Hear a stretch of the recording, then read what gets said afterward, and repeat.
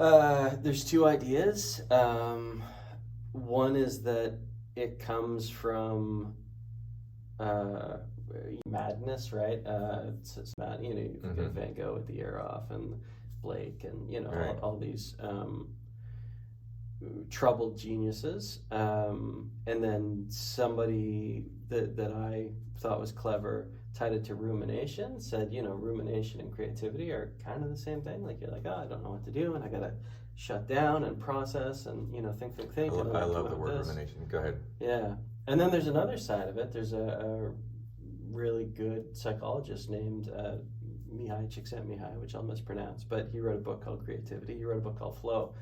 And his version of it was to say, like, nah, that's kind of hogwash. These people are stoked. He interviewed a huge number of Nobel laureates and other highly creative, productive people, and he's like, yeah, they can't wait for the weekend because they're going to have uninterrupted hours in the lab at the desk, doing their thing. What's your take on? Well, I'm thinking of a couple of things. How interesting is I really like rumination, and we have to allow rumination in our lives.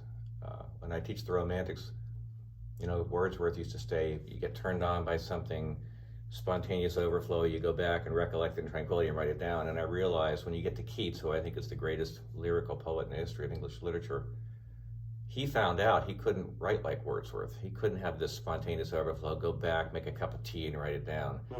That he had to steep, and he had to ruminate. And his great odes were only composed, that great year of his, after a long process of rumination. And I don't know if we allow ourselves to do that. I mean, could you imagine somebody walks in the room, I don't know, your wife, your mother, your kid, what are you doing, Dad, or what are you doing, Johnny? Leave me alone, I'm ruminating. I mean, we wouldn't say that, but we are ruminating. And I think that's the only way we can allow the layers to fall away so we can get into our unconscious. Because one thing I believe really strongly, we've talked about this before, there is no creativity without communicating with the unconscious. And it's not manageable. Oftentimes it doesn't call on our command. It doesn't allow us in when we want to go in. It doesn't speak to us when we want the unconscious to speak to us. We have to find a way. And sometimes rumination is the only way to allow that communication.